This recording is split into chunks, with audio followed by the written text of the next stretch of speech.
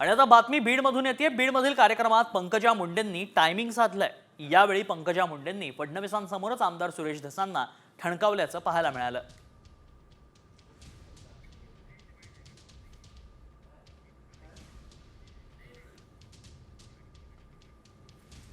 पंकजा मुंडे यांनी टायमिंग साधल्याचं पाहायला मिळालं।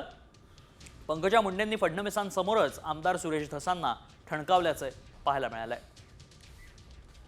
जसं तुम्ही पिक्चरचे डायलॉग म्हणता, आम्ही पण पिक्चरचे डायलॉग म्हणतो। शिवगामीचं वाक्य असतं, मेरा वचन ही है मेरा शासन। आणि जे जाहीर वचन सुरेश धसांना मी दिले तेच माझं शासन आहे। ही गोपीनाथ मुंडेची लेख आहे।